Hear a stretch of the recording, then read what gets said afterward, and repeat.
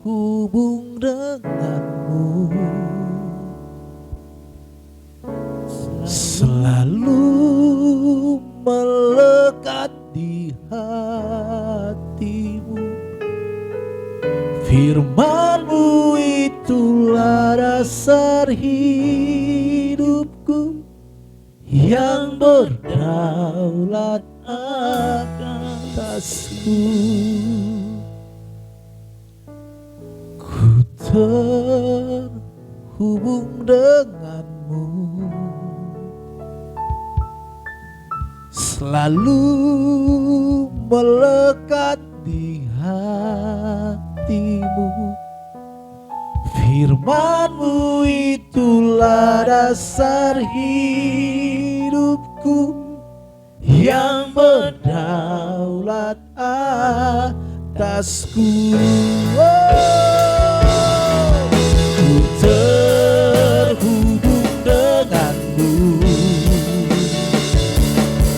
selalu melekat di hatimu. Firman-Mu itulah dasar hidupku, yang berdaulat atasku. Ku terhubung, ku terhubung denganmu, selalu melekat di hatimu.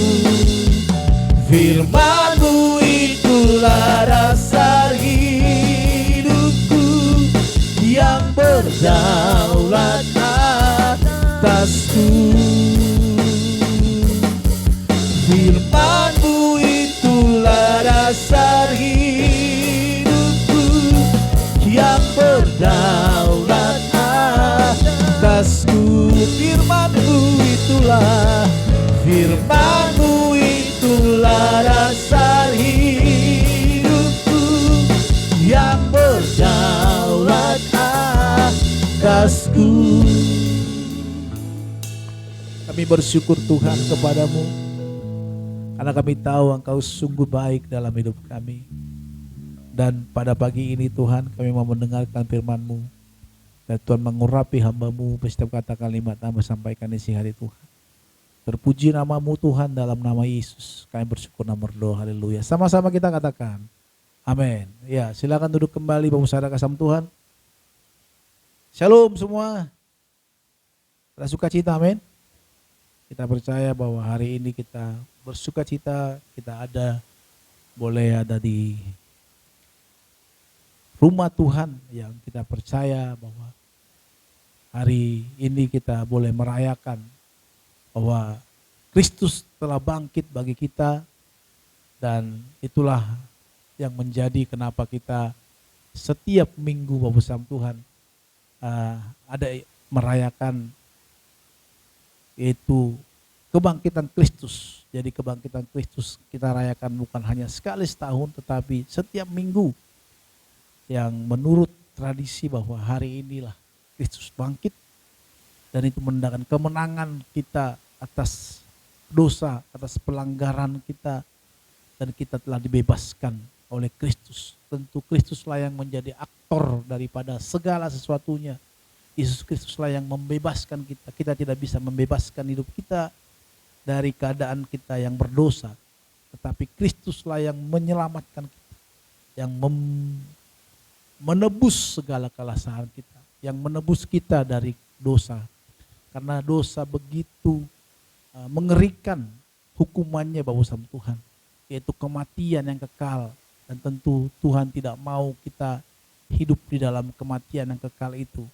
Oleh sebab itu Tuhan Yesus Kristus datang ke dunia ini untuk menebus kita, untuk membebaskan kita dari dosa itu. Saudara kasih Tuhan, di dalam 1 Korintus 15 ayat 19 dikatakan seperti ini. Mari kita buka sama-sama Alkitab kita, atau kita buka lihat di screen. Dalam 1 Korintus 15 ayat ke-19 dikatakan seperti ini Bapak Sam Tuhan. Saya bacakan untuk kita, atau kita sama-sama membacanya, supaya kita bisa mendengarkan firman Tuhan ini di telinga kita, dan itu menjadi rema dalam kehidupan kita. Karena saya percaya bahwa firman Tuhanlah yang menjadi dasar kehidupan kita. Kalau Bapak kasam Tuhan membeli mobil atau membeli motor, ya, atau membeli barang-barang contohnya atau laptop ini atau apa gitu ya. Di sana ada manual Bapak Tuhan. Ada manual pemakaiannya. Jadi kalau kita beli mobil berapa ribu kita harus ganti oli. Kalau kita beli motor berapa kilometer kita harus ganti olinya dan harus kita tambah airnya. Itu harus dicek. Dan kalau kita telat berurusan Tuhan, maka apa akibatnya? Akibatnya adalah kerusakan kepada mesin itu, kerusakan kepada mobil itu. Akibatnya fatal. Maka bersama Tuhan, buku manual orang percaya apa? Alkitab kita. Alkitab inilah yang menjadi manual kita. Jadi bersama Tuhan gak ada lagi kalau ada saudara mencari kehidupan manual kehidupan di luar Alkitab itu, saya nggak tahu. Tetapi saya sebagai orang percaya yang percaya kepada Yesus, Alkitab ini yang menjadi manual kehidupan saya. Karena saya tahu di sini semua dijelaskan tentang detail kehidupan ini. Kenapa kita nggak tahu? Karena kita jarang membacanya, jarang merenungkannya. Tapi apabila kita sering membaca firman Tuhan ini, di sini kita mendapatkan hikmat-hikmat.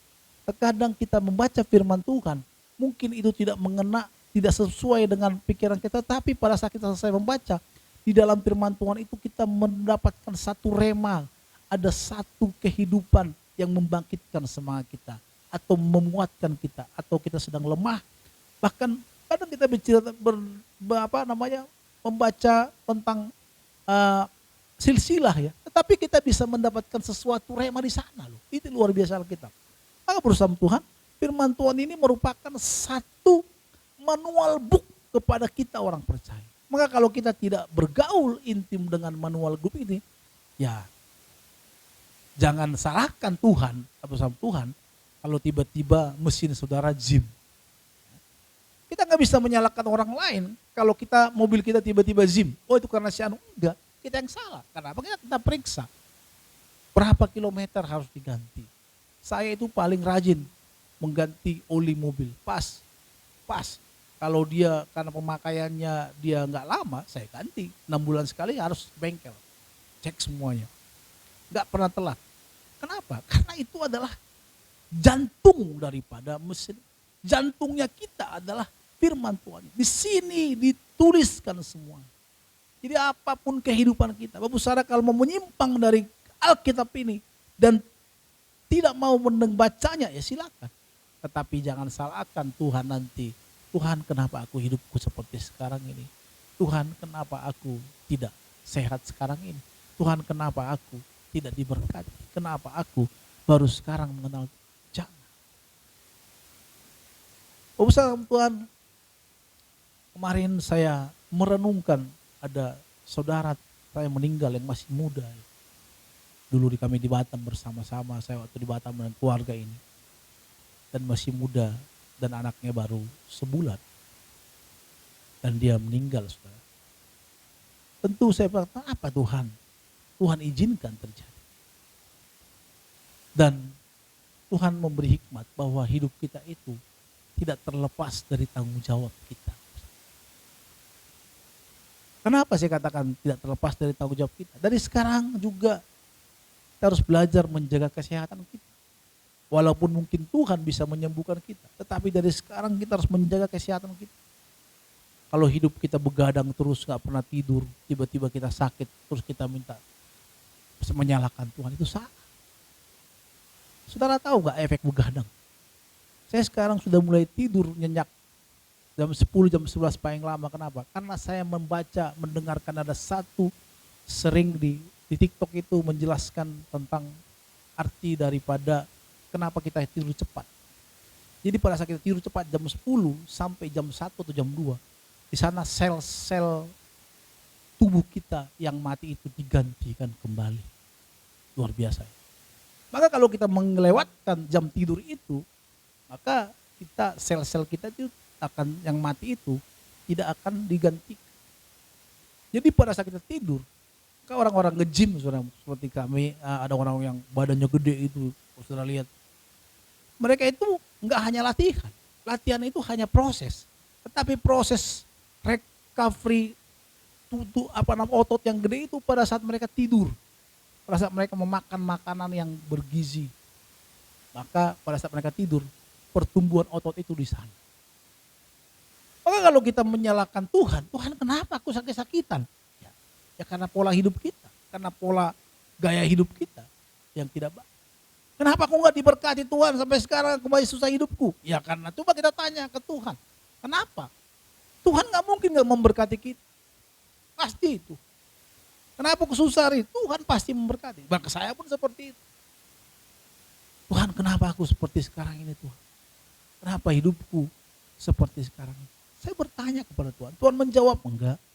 Tetapi Tuhan memberikan satu kekuatan di dalam hati saya. Di dalam kerohanian saya. Sehingga saya tetap semangat. Itu Bapak Ibu. Jadi firman Tuhan ini menjadi manual book dalam hidup. Maka jangan lewatkan ini. Kalau kita lewatkan ini. Ya kalau Bapak Saudara rusak. Mesin saudara rusak. Rohani kita, ya artinya kita yang salah. Tuhan tidak pernah salah. Dia menyediakan yang terbaik bagi kita. Kita yang menyediakan, kita yang meminta, kita yang mengolahnya. Saudara kasih Tuhan, kalau kita seorang kuki atau seorang tukang juru masak, kita dikasih daging yang bagus, daging B2 yang masih merah. Ada cabenya, ada semua sambalnya. Saudara mau jadi akan apa? Kalau nggak tahu masak, kalau orang yang tidak berhikmat, ya dilihatin aja. Tapi kalau dia orang berhikmat, dia akan olah. Mau jadi apa nih? Mau diapain ini supaya enak? Nah di hidup kita juga gitu, bos. Maka firman Tuhan ini sudah tersedia. Bahkan di dalam 1 Korintus 15 ayat 19, sama-sama kita baca, dikatakan seperti ini. Jikalau kita hanya hidup ini saja menaruh pengharapan pada Kristus, maka kita adalah orang yang apa saudara? Yang paling malang dari, kok gak ada suaranya nih. Halo? 1, 2, 3. Orang yang paling malang dari segala? Iya. Jikalau kita hanya dalam hidup ini saja menaruh pengharapan kepada Kristus. Maksudnya gimana sih? Kalau kita baca lagi. Jikalau kita hanya menaruh hidup ini saja, menaruh pengharapan kita dalam Kristus. Hidup ini mana? Hidup sekarang ini maksudnya. Jadi kalau kita hanya menaruh pengharapan kita hanya untuk hidup ini, contohnya apa sih? Contohnya kita dalam urusan perut kita, urusan ekonomi kita, urusan sekolah anak kita, urusan rumah tangga kita. Kita membutuhkan Tuhan. Kita berkata kita ini paling malang. Esensi daripada kekristenan bukan masalah perut ini. Maka Yesus tidak pernah mempersoalkan perut. Kenapa? Karena Yesus berkata, cari dahulu kerajaan Allah serta kebenarannya, maka semua ditambahkan kepadamu. Jadi urusan perut itu belakangan setelah kita mengutamakan Tuhan. Maka dikatakan di dalam 1 Korintus 15-19 ini, jikalau kita hanya hidup ini saja menaruh pengharapan. Banyak gak orang yang menaruh pengharapan hanya dalam hidup ini? Banyak. Banyak sekali. Banyak sekali. Orang bisa datang ke gereja hanya untuk kesembuhan. Datang ke gereja hanya untuk ekonomi supaya pulih. Datang ke gereja karena rumah tangga sedang kacau. Datang ke gereja, datang ke Tuhan. Hanya karena apa? Hanya karena urusan dunia ini. Maka dikatakan Alkitab kita ini paling malang. Bukan bakso malang ya. Paling malang artinya orang yang paling, ya orang paling malang gimana sih? Malang sekali nasibnya ya. Orang yang kasihan. Kalau saudara melihat seorang pengemis, orang yang mungkin bajunya compang-camping, hidupnya tinggal di pinggiran kali, dan rumah juga tidak layak, kita akan bilang, aduh kasihan kali ya, malang sekali nasib. Nah sama seperti itulah kita kalau hanya menaruh harapan kita kepada Kristus hanya untuk urusan dunia ini. Hanya untuk kehidupan kita sekarang. Terus apa? Dalam Pengkhotbah 1 ayat 12 ayat 14 dikatakan, aku pengkhotbah adalah raja atas Israel di Yerusalem. Aku membulatkan hatiku untuk memeriksa dan menyelidiki dengan hikmat segala yang terjadi di bawah langit. Itu pekerjaan yang menyusahkan yang diberikan Allah kepada anak-anak manusia untuk melelahkan diri. Itu pesan Tuhan. Hal-hal hidup ini yang kita kerjakan sekarang ini hanya melelahkan diri. Untuk melelahkan hati kita, pikiran kita. Tapi jangan salah paham Bapak Sam. Nanti Bapak Sarah bilang kalau begitu gak perlu lagi dong kita kerja. Bukan itu maksudnya. Karena memang bukan inilah menjadi tujuan kehidupan kita Bapak Sam Tuhan. Di dalam Mazmur 30 ayat 34 dikatakan, di dalam Mazmur 127 ayat 1 dikatakan nyanyian ziarah Salomo. Jikalau bukan Tuhan yang membangun rumah, sia-sialah usaha orang membangunnya. Jikalau bukan Tuhan yang mengawal kota, sia-sialah pengawal berjaga-jaga. Jadi Tuhan yang menjadi pengharapan kita bukan hanya pada saat urusan perut ini, saat kita hidup. Tetapi bersama Tuhan, apa sih goal daripada kehidupan kita? Waktu ketiga kemarin saya sakit. Waktu di gym teman-teman saya bilang, pakai ini dong bro, biar ototnya lebih cepat naik. Wah saya bilang, tunggu dulu kan. Kalau hanya makan-makan telur mah, udah nggak zamannya lagi tuh. Pakai inilah susu ini. Saya tanya dokternya, dok, saya lagi olahraga nih, boleh nggak dok kalau saya minum susu ini? Kalau susu boleh sih. Terus ada satu produk yang bisa membuat otot lebih, performa kita lebih naik. Dia bilang, goalnya apa pak? Ya goalnya untuk sehat. Oh gitu. Apa bapak goalnya mau jadi atlet? Ya enggak sih dok, udah tua juga nih saya sekarang. Iya, bapak sadar katanya. Ya untuk apa? Jadi harus ada goalnya hidup kita ini bapak. Kalau hanya kita jalan-jalan aja hidup kita ini nggak punya goal, ya sama kita juga. Apa bedanya dengan yang tidak mengenal tuh? Goalnya kenapa saya nge-gym? Ya untuk sehat. Bukan untuk jadi atlet. Udah telat. Kalau jadi atlet harus dari muda. Kalau mau jadi atlet binaragawan dari sekarang seperti badan-badannya si David ini bagus nih. Kalau saya bentuk dia bisa 2 bulan jadilah dia. Ya, langsung tiba-tiba seperti Adera enggak lah. 3 bulan 4 bulan jadi pasti jadi. Dengan protein. Kalau dia cepat dia naiknya. Kayak habis Alfa contohnya. Lagi lemas-lemas dikasih itu mungkin lebih cepat naiknya, boosternya gitu. Kalau Alfa itu apa lagi? Supaya perutku rata aja bang, ya udah olahraga aja, lari dan latihan. Jadi harus ada goalnya. Makanya di dalam Korintus dikatakan kalau hanya urusan perut ini aja, kita mempercayai Yesus, kita adalah orang yang paling malang. Kita harus punya goal. Kita ikut Yesus itu untuk apa? Bukan berarti kalau kita ikut Yesus, berarti kita meninggalkan sesuatu dunia ini, meninggalkan tanggung jawab kita, pekerjaan kita. Enggak. Tetapi goal kita Bapak Sam Tuhan, yaitu apa? Di dalam 1 Timotius 4 ayat 10 dikatakan jelas sebabnya kita berjerih, lelah, berjuang karena kita menaruh pengharapan kita kepada Allah yang hidup. Juru selamat semua manusia, terutama mereka yang percaya. Dan dalam Titus 3 ayat 7 dikatakan supaya kita sebagai orang yang dibenarkan oleh kasih karunia berhak menerima hidup yang kekal sesuai dengan pengharapan kita. Jadi bersama Tuhan, goal daripada hidup kita adalah kehidupan kekal. Itulah hidup. Kenapa kita berjuang kata Paulus? Kenapa Paulus berkata mereka berjuang? Berjiralah. Kenapa? Karena kita mau menerima kehidupan yang kekal itu. Karena di sanalah tujuan daripada akhir kehidupan kita. Saudara kasih Tuhan, sekarang ini saya juga sedang wanti-wanti, ngeri-ngeri sedap sekarang. Seperti teman saya hanya sakit dikeluhkan diare. Ke suaminya diare tiba-tiba langsung pas dibawa ke rumah sakit langsung pingsan, tidak sadar diri, koma, 24 jam pingsan dan lewat.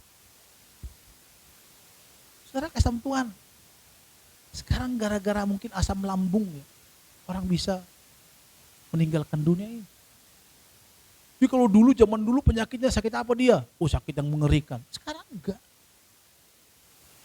Bahkan hal-hal sakit-sakit sepele-sepele yang membuat orang bisa pergi. Dan ini menakutkan bagi saya. Kenapa menakutkan? Karena saya masih punya anak yang masih kecil. Maka saya menjaga kesehatan saya. Saya bilang ke teman saya, ya kalau saya masih muda sebenarnya nggak apa-apa lah dipanggil Tuhan, langsung meninggal masuk surga kan? Betul gak sih? Tapi kan kalau saya tahu lah bagaimana sakitnya nggak punya bapak. Saya tahu sakitnya nggak punya bapak. Kalau saya pergi keluar gitu, kalau saya dipukul orang, saya pulang ke rumah, saya nggak bisa ngadu ke bapak saya. Kalau orang, bapakku udah bujur, mana bujur bapakku? Nggak pernah kenal bapakku ya, udah mati dia. Tenanglah kau bapak, contohnya apa bapak gitu. Nggak pernah kenal bapak, maka aku tahu sakitnya nggak punya bapak. Maka kemarin saya melihat Tuhan panjangkanlah umurku. Saya bukan takutnya mati. Tapi yang saya takutkan adalah anak-anak saya tentunya. Tetapi kalaupun Tuhan memanggil kita dengan itu, kita harus siap juga Bapak Bos. Itu ketika istri saya bertanya gini, waktu dia nonton ada seorang calon wagub di Maluku yang kemarin yang meledak, dia bilang, ya gimana ya, kau percaya gak kehidupan kalau kau mati masuk surga? Ya percayalah, saya percaya pasti meluncur ke surga saya. Kok kau percaya? Iya tuh. Untuk apa kita percaya kepada Tuhan Yesus kalau kita masih masuk neraka? Saya percaya langsung masuk surga. Tetapi masalahnya saya punya tanggung jawab ini. Ini yang saya takutkan. Sebenarnya bukan takut untuk menghadapi itu. Kalau dulu ya, saudara tahu gak? Dulu waktu saya baru-baru bertobat, kalau penghiburan orang mati, seringkali saya menghibur orang mati. Bukan penghiburan orang mati gak perlu dihibur tentunya. Saya penghiburan di kedukaan gitu. Pendeta suruh gini, ayo coba. Ini petinya, kita suruh WL dekat peti begini. Shalom saudara kedukaan. Ya kayak ada yang nyolek aja gitu dari belakang gitu. Atau nanti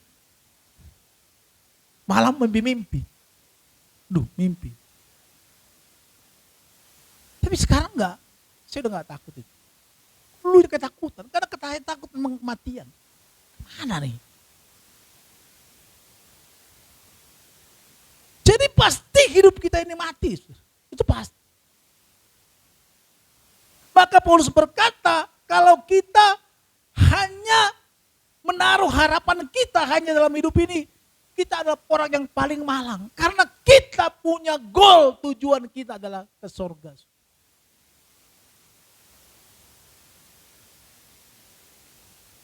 Harus tidak ada ketakutan dalam diri kita untuk menjumpai Tuhan itu. Kemarin saya dengar kesaksian Pastor Philip Mantopa, dikatakan ada saudara lihat di YouTube, dia bilang kena cancer. Tiba-tiba karena istrinya sebenarnya yang check up, dia juga ikut dan dinyatakan dia kena cancer. Padahal saya bilang dia sehat. Tapi sekarang dikatakan sudah clear cancernya, sudah diangkat. Apa saudara yang dia katakan? Saya gak takut mati loh. Saya gak takut mati, malah saya senang. Cuma istri saya masih pengen saya hidup. Saudara tahu gak, kalau orang yang dekat dengan Tuhan tidak ada ketakutan untuk kematian itu. Benar. Gak ada ketakutan. Kenapa kita takut? Kita akan berjumpa dengan Tuhan kita Yesus Kristus. Tuhan kita yang hebat itu. Kita orang-orang munafik kalau kita berkata hanya di gereja kita, aku berjumpa dengan engkau, hanya dekat Allah ku rasa tenang. Pada saat kita mau dekat-dekat, benar dekat dengan Tuhan secara pergi ke kediamannya, kita takut. Itu kita orang munafik. Sama seperti kalau kita berkata gini, waduh, indah ya Bali, bagus ya Bali ya, keren ya. Ya udah gimana? Ayo ke Bali. Oh janganlah, ngapain kita ke Bali? Oh kenapa? Ngapain enggak? Itu namanya kita sedang munafik. Kenapa? Harusnya kalau kita tahu indah itu Bali, ya pergi ke sana. Nikmati. Tentu yang saya khotbahkan ini enggak langsung sekarang tiba-tiba. Memang kalau khotbahin tentang kematian saudara kasih Tuhan, agak sedikit ngeri-ngeri sedap. Tetapi saya enggak mendoakan kita untuk mati hari ini. Saya doakan kita dan kita panjang umur. Katakan amin. Nggak ada amin yang kencang. Amin. Kita kencang pasti aminnya kita kencangkan. Amin. Kita panjang umur. Saya juga panjang umur. Tetapi saudara kasih Tuhan sekarang panjang umur juga kalau 70 tahun seperti roket yang cepat. Usia itu. Maka saudara kasih Tuhan, kita ini berjuang, kita ini sungguh-sungguh di dalam kehidupan ini. Hidup kudus, hidup tak bercela di hadapan Tuhan. Kenapa? Karena kita nantinya akan menerima kehidupan kekal itu. Kita adalah orang-orang yang sudah dibebaskan dalam Tuhan. Maka kita harus mulai menemukan goal kita, memikirkan goalnya kita. Kalau selama ini goalnya kita hanya untuk urusan perut, urusan kehidupan dunia ini, maka sekarang mulai kita pikirkan kehidupan kita di surga. Kristus datang ke dunia ini bukan sebenarnya bukan hanya urusan perut.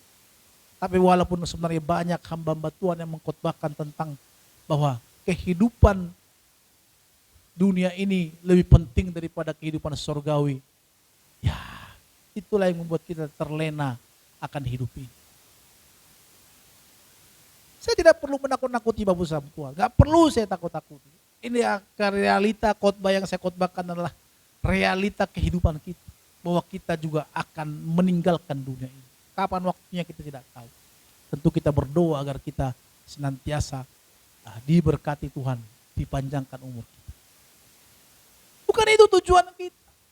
Firman Tuhan jelas-jelas berkata, cari dahulu kerajaan Allah serta kebenarannya, maka semua ditambahkan kepadamu. Bukan kita mencari dulu kehidupan dunia ini, baru kita sungguh-sungguh sama Tuhan. Bukan, itu salah. Tapi kita cari dulu Tuhan. Kita utamakan Tuhan. Pengharapan kita kepada Kristus bukan hanya untuk hidup ini, tapi untuk kehidupan kekal. Di mana Kristus nanti akan datang bersama para malaikat menjemput kita orang-orang percaya. Di sanalah ada pertemuan dikatakan perkawinan anak domba. Kita ini adalah mempelai-mempelai yang akan dijemput sang Kristus itu. Dia adalah mempelai pria yang akan menjemput kita. Yang sudah siap didandani, yang sudah bagus, sudah cantik. Cantik bukan berarti tidak secara fisik, tetapi cantik hati kita, batinia kita. Itulah yang akan dipersunting oleh Kristus. Kenikmatan yang luar biasa. Saudara bisa bayangkan, sekali-sekali coba bayangkan sebelum tidur, bayangkan itu. Jangan kita bayangkan saja hanya dunia gimana ya kalau aku diberkati punya rumah, punya mobil, punya ini, punya ini. Itu mah Tuhan kecil sekali. Tuhan kecil sekali memberikan itu kepada kita. Perjuangan kita ini dikatakan bukan melawan darah dan daging, tetapi penghulu-penghulu darah. Artinya apa? Ini bukan waktu. Dunia ini tentu bukan menjadi fokus tujuan. Itu bukan berarti kita juga menjadi tidak bertanggung jawab. Tentu kita juga harus bertanggung jawab tentu akan hidup kita. Pekerjaan kita. Tetapi kita melakukan pekerjaan itu untuk apa? Alkitab katakan apapun yang kamu perbuat, perbuatlah untuk kemuliaan nama Tuhan.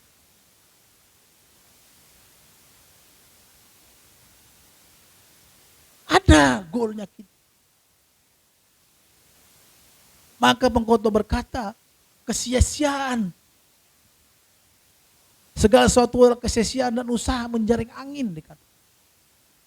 Jadi kalau kita dibawa ke langit itu semuanya sia-sia. Kenapa pengkhotbah berkata seperti itu? Saudara tahu siapa pengkhotbah? Salomo. Orang yang paling kaya, orang yang paling berhikmat di dunia ini. Hikmat Salomo belum ada yang bisa menandingi. Kekayaannya yang luar biasa. Hikmatnya yang luar biasa. Belum ada yang bisa menandingi. Tetapi dia berkata kesia-siaan.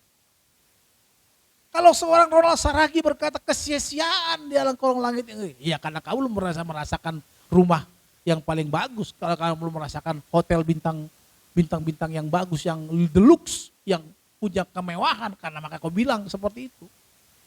Karena kau belum punya mobil-mobil yang kalau di atasnya seperti tidak di dalam mobil. Suspensinya sangat luar biasa. Maka kau bilang gitu. Kalau orang yang gak pernah merasakan kenikmatan dunia ini berkata seperti itu, kita bisa berkata, karena kau gak diberkatinya kau. Tapi kalau orang-orang yang sudah menikmati, tentunya seorang yang kaya raya, berkata di dunia ini kesia-siaan lah. Kita bisa kata, Salomo adalah siapa yang tidak mengakui Salomo? Karena ada dituliskan tentang kisah Salomo. Dia adalah orang yang kaya. Tapi dia bisa berkata kesia-siaan. Tiba-tiba saudara berkata, kalau gitu dah. Kalau gitu Pak kita gak kerja lagi lah ya. Ya enggak. Apa yang dikatakan ini? Itu maksudnya kesia-siaan segala di bawah kolong langit ini. Artinya kalau kita memfokuskan diri kepada hal-hal yang ada di dunia ini, nggak ada habis-habisnya Bapak Ustaz.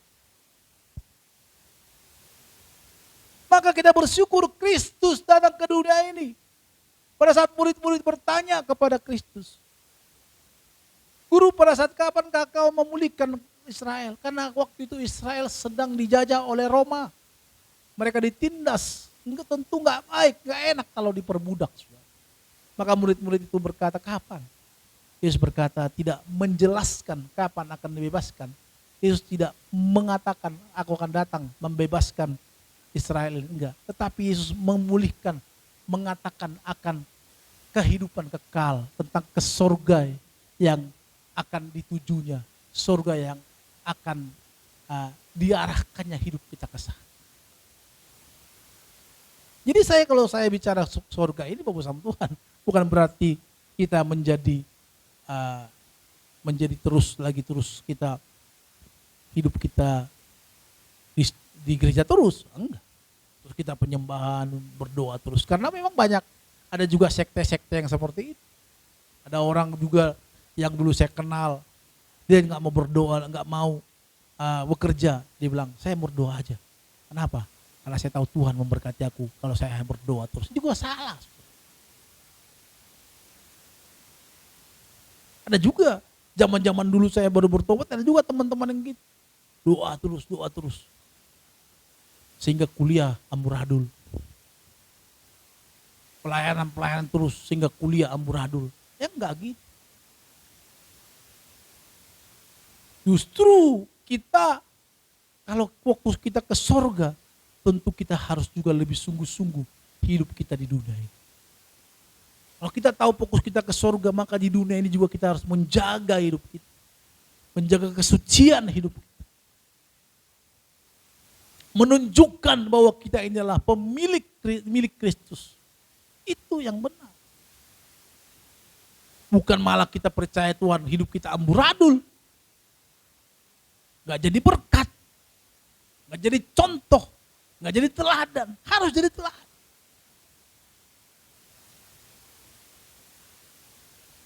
Itu kalau gitu sulit dong Pak jadi orang percaya. Ya itu memang gampang-gampang sulit memang. Gampang-gampang sulit.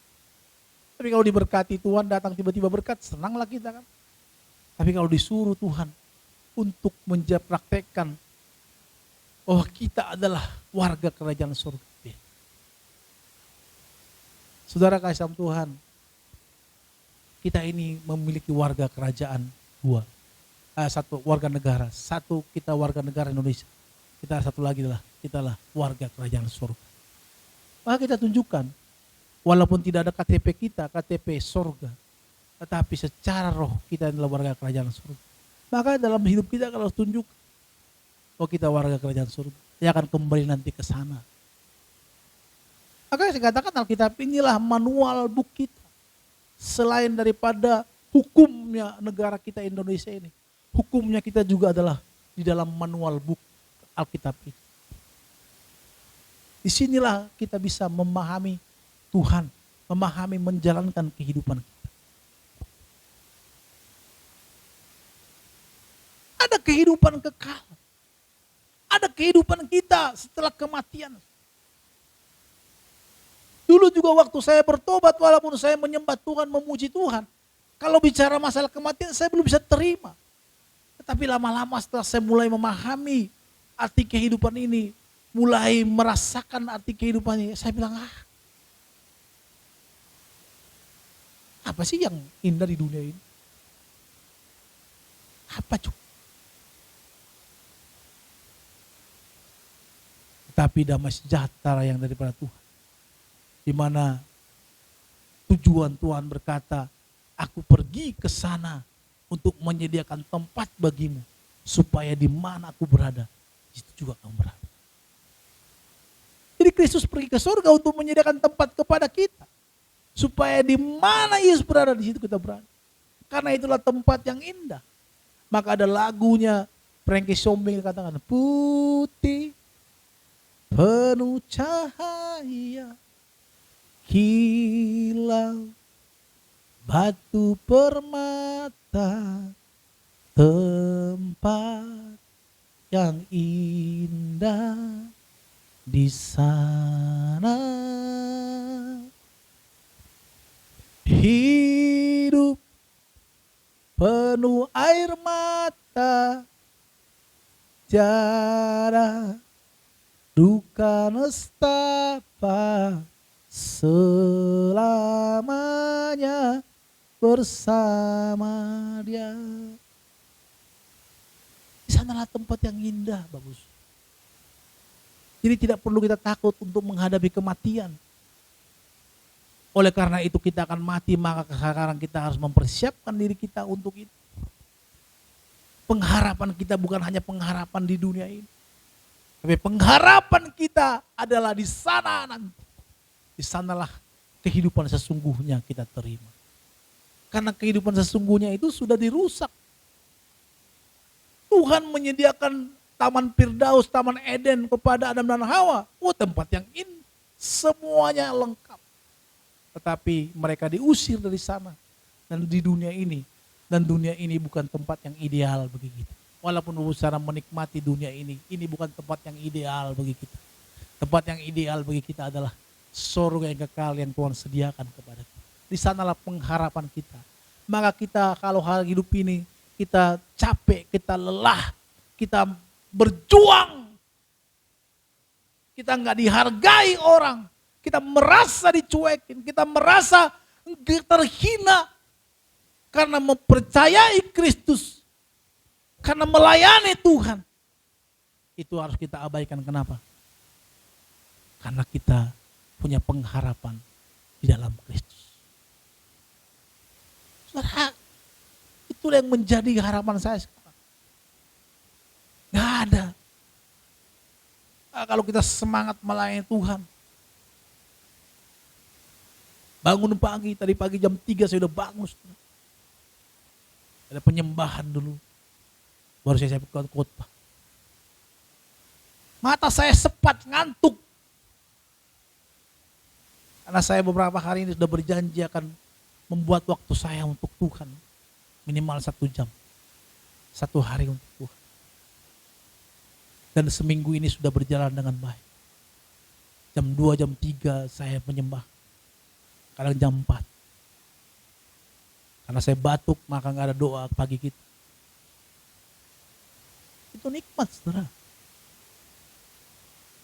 Saya tahu mata saya sepat, tapi saya tahu ini pekerjaan Tuhan yang harus kita kerjakan. Kalau Paulus berkata, karena mereka mengalami, sebenarnya dalam 2 Korintus 3:10 katakan, sebenarnya apa yang dahulu dianggap mulia jika dibandingkan dengan kemuliaan yang mengatasi segala sesuatu ini, sama sekali tidak mempunyai arti. Saudara kasih Tuhan, dalam Kisah Rasul 24 ayat 15 dikatakan, aku menaruh pengharapan kepada Allah. Sama seperti mereka juga, bahwa akan ada kebangkitan semua orang mati. Baik orang-orang benar maupun orang-orang yang tidak benar. Sebab itu aku senantiasa berusaha untuk hidup dengan hati nurani yang murni di hadapan Allah dan manusia. Karena kita tahu ada kerajaan surga itu. Maka kita menjaga hati nurani kita.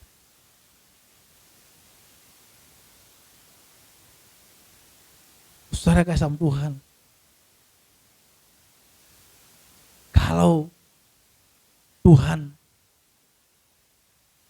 hari ini kita mengalami kesulitan-kesulitan itu, apa yang menjadi kesulitan Bapak Saudara hari ini? Saudara mungkin sangat malas-malasan di dalam pekerjaan Tuhan ini. Pekerjaan Tuhan bukan hanya sebagai pengkhotbah seperti sekarang ini Bapak Saudara Tuhan. Pekerjaan Tuhan juga di mana kita hidup di dunia ini. Itu pekerjaan Tuhan juga. Saya lebih salut melihat Bapak Saudara yang kerja di luar sana, kerja di kantoran, kerja di jalanan itu, daripada saya kadang. Bapak Saudara pasti berjuangnya ketemu orang-orang yang gak senang. Contohnya kayak istri saya, dia kerja, dia punya bawahannya yang mungkin ngeyel, yang songong, tentu ada yang kesal kan. Kalau dia sebagai pemimpin langsung bilang, udahlah langsung sikat aja. Tapi di sana dia juga melihat orang bawahan ini adalah orang yang melihat dia pelayan Kristus. Kenapa? Karena dilihat kan statusnya dia setiap hari, setiap minggu ada status apanya, suaminya yang pengkhotbah ya kan, mau tidak mau dia menjaga diri. Kalau saya kan ketemu anak-anak saya dan istri, paling tetangga, saudara. Kayak Silai contohnya hidup di jalanan, macet. Titit. Sekali 2 kali. 3 kali langsung buka kaca. Matamu lah, aku lihat kamu siapa aku ini, gitu kan.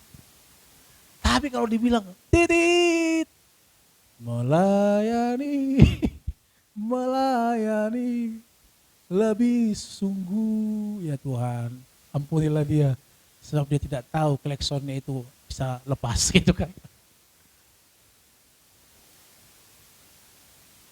Contohnya waktu Syalpa bawa ambulans, itu, tiba-tiba depan ada orang, songong lagi, tiba-tiba yang mati bilang, Pak, gue usah gebut-gebut, katanya, oh iya, iya. Canda Pak, lu langsung kabur gak Pak kalau gitu? Langsung kabur lu? Enggak, santai bos, gitu. Kan itulah pelayanan kita loh. Jadi Bapak Saudara kasih Tuhan loh. Saya lebih salut dengan Bapak Saudara hidup di jalanan, hidup di luar sana juga di jalanan. Dengan keadaan Bapak Saudara Tuhan, kalau bisa Bapak Saudara mempraktekkan Kristus itu, Saudara bisa menjaga pergaulan. Ya kan namanya kita di luar sana, Bapak Saudara kan teman-teman kita ngomongin, tapi Saudara bilang, enggak, ngapain ikut timbul ngomong-ngomongin orang, mendingan saya di sini. Ayo nongkrong yuk, malam contohnya. Kemana nih kita nih? Ya? Kemana kita? Pergi kemana kita nih? Saudara masih muda-muda begini loh. Kecuali Alfa, udah gak muda dia.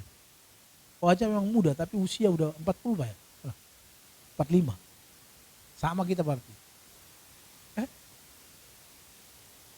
Kan bertemu dengan orang-orang gesekan-gesekan itu lebih parah loh. Itu pipi contohnya. Lingkungan yang teman-teman Tapi kita bisa menjaga hidup kita. Karena kita tahu aku ini adalah warga kerajaan surga.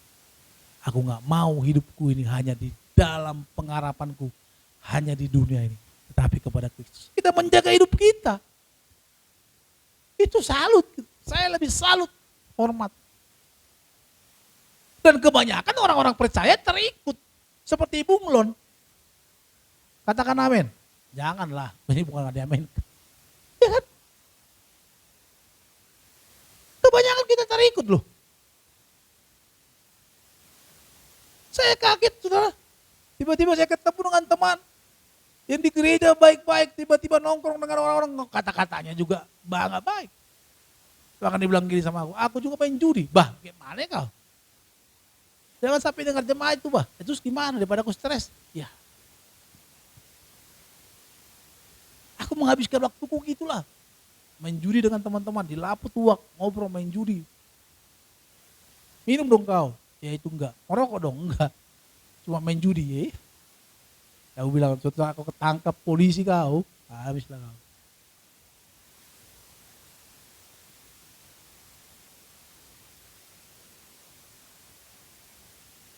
Kan? Kita nggak bisa.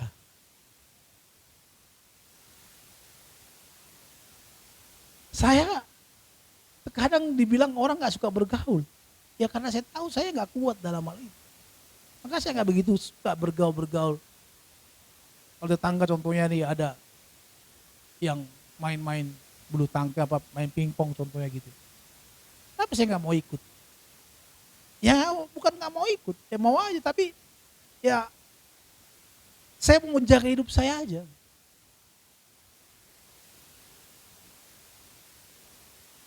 Kalau gitu gimana dong Pak? Ya kalau Bapak Saudara mau ikut ya harus bisa menjaga diri kita. Dan inilah adalah, dan ini yang saya katakan, orang-orang yang tidak menganggap bahwa dunia ini hanya pengharapan. Pengharapan kita hanya kepada Yesus. Maka bersama Tuhan, dalam Titus 3:7 tadi dikatakan supaya kita sebagai orang yang dibenarkan oleh kasih karunia-Nya berhak menerima hidup yang kekal sesuai dengan pengharapan kita. Jadi tujuan daripada hidup kekal kita, tujuan daripada hidup kita bukan saja di dunia ini, tetapi kehidupan yang kekal itu. Itu yang perlu kita ingat.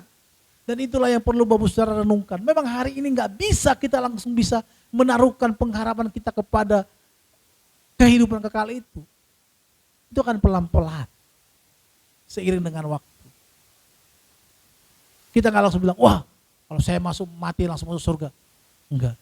Itu akan pelan-pelan. Maka perlu kita masukkan itu ke dalam pikiran kita pelan-pelan. Dan itu akan meresap di hati. Maka kalau hari ini kita berjerih lelah, capek di dalam kehidupan ini. Ingatlah Bapak Saudara Tuhan.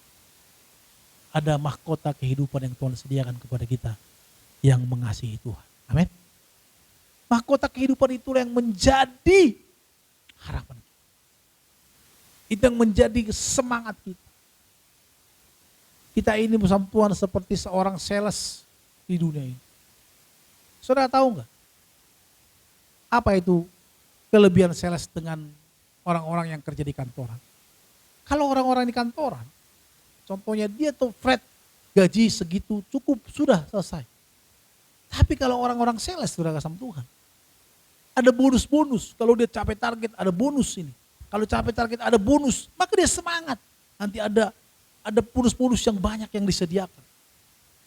Maka orang-orang yang disediakan bonus-bonus ini pasti semangat. Kita juga gitu. Kalau kita menjalani hidup ini flat-flat aja, hidup ini gini-gini aja, ya kita akan jadi flat. Tapi kalau kita belum memikirkan bahwa nanti akan ada kehidupan yang kekal, walaupun kita menderita hari ini, walaupun kita susah, nggak mendapatkan kekayaan seperti teman-teman kita kaya raya itu, nggak memiliki uang yang banyak seperti orang-orang yang buatnya banyak itu. Dia punya rumah seperti rumah mewah yang seperti kita lihat-lihat di jalan-jalan sana. Tetapi kita melihat suatu saat aku akan memiliki kehidupan yang kekal yang baik. Di mana kita berkata kehidupan yang kekal yang tidak ada tangis dan ada tempat yang indah di sorga nanti. Kita menjadi semangat. menjadi berwarna hidup kita. Kenapa kita nggak semangat dalam mengikut Tuhan? Karena kita tahu flat terus. Karena pikiran kita hanya dunia ini. Maka orang nggak semangat lagi. Kalau hanya tinggal di rumah-rumah biasa aja, ngapain juga hidup ini? Nggak semangat kan? Pekerjaanku juga nggak bagus-bagus amat, ngapain aku semangat hidup? Akhirnya hidup kita loyo. Padahal kita nggak tahu kita ini adalah orang yang dimuliakan oleh Tuhan dan nantinya akan diberikan Tuhan mahkota kehidupan yang kekal. Itulah yang menjadi penyemangat kita. Bagaimanakah itu bentuknya, Pak? Maka seringlah belajar firman Tuhan. Sering renungkan firman Tuhan. Sering dengarkan, baca, sekali-sekali baca wahyu. Walaupun nggak tahu, diamkan dulu. Endapkan, tetapi wahyu itu akan membuka wawasan kita tentang kehidupan yang kekal. Jangan cuma kita baca tentang Mazmur yang menyenangkan jiwa kita tentu ya. Tetapi kita sekali-sekali baca kitab wahyu. Di sana dijelaskan. Walaupun kadang kita tidak mengerti. Saudara tahu nggak? Saya nggak bisa bahasa Inggris, saya kadang nggak bisa mengucapkan. Tapi kalau orang ngomong gitu ya, contohnya kalau khotbah, saya bisa ngerti. Oh maksudnya dia gini nih. Saudara tahu nggak maksudnya? Saya nggak bisa pasti dalam bahasa Inggris. Tapi kalau orang khotbah, khotbah nih. Saya dengar khotbah, saya ngerti maksudnya dia nih. Oh iya, dia ngomong tentang ini. Kadang gitu. Maka kitab itu kalau kita baca kitab wahyu itu, kadang kita nggak tahu. Ini jelasnya apa sih? Tapi kita ngerti. Kayak pengetahuan mata kita, hati batin kita terbuka. Oh ini ya. Saudara tahu nggak kenapa ada pendeta-pendeta yang bersemangat di kampung-kampung sana? Hidupnya sulit, susah, harus ke ladang, harus melayani sungguh-sungguh. Apa tujuannya? Uang kah? Perpuluhan. Dari mana? Jemaatnya aja gak makan. Dia tahu. Goalnya dia itu. Kehidupan kekal itu yang dia tahu. Suatu saat dia akan bertemu dengan Tuhan yang dia layani. Itu yang menjadi penghiburan kita. Kenapa dengan Pak Jokowi kita bisa semangat kalau mau ketemu? Tiba-tiba Pak Jokowi telepon kita. Atau Pak Prabowo. Ronald Saragi siapkan pakai putih-putih ya. Atau putih coklat. Nanti akan dipanggil ke menjadi menteri apa nih ya kan? Atau jangan-jangan menteri Sita Bahau gitu kan. Pas semangat dong malam itu. Saudara tahu nggak? Waktu ketika saya tutup khotbah saya. Waktu ketika saya di satu gereja besar. Dan dibilang gini, ada seorang pendeta. Lu datang ke Jakarta, sekian. Nanti saya temuin lu sama gembala. Nanti akan khotbah. Saudara tahu nggak? Itu sebulan yang lalu dibilang. Dari situ saya semangat terus. Perbaiki dirimu. Saya beliin baju saya yang bagus. Ikat pinggang saya belikan yang bagus. Sepatu saya beli bagus. Karena ini ketemu gembala. Karena nanti kalau ketemu gembala, saya udah ngomongin, lu nanti ngomong begini. Saya nggak perlu sebutkan gembala itu siapa. Saudara tahu nggak? Kalau saya ketemu mungkin waktu itu saya akan jadi pengkhotbah di sana. Tapi itulah nggak tahu caranya. Tiba-tiba saya nggak jadi ketemu. Tapi saya sudah mempersiapkan diri. Sebulan itu saya mempersiapkan diri saya untuk ketemu itu. Wah, bayangkan saudara kalau ketemu Tuhan kita Yesus Kristus yang kita layani. Kalau saudara belum tergerak, ada satu hal yang membara di hatimu untuk bertemu. Perlu kita selidiki hati kita. Selidiki iman kita. Apakah kita masih sudah mengenal Tuhan kita yang benar atau tidak. Tuhan memberkati kita. Mari tundukkan kepala kita, satukan hati kita berdoa.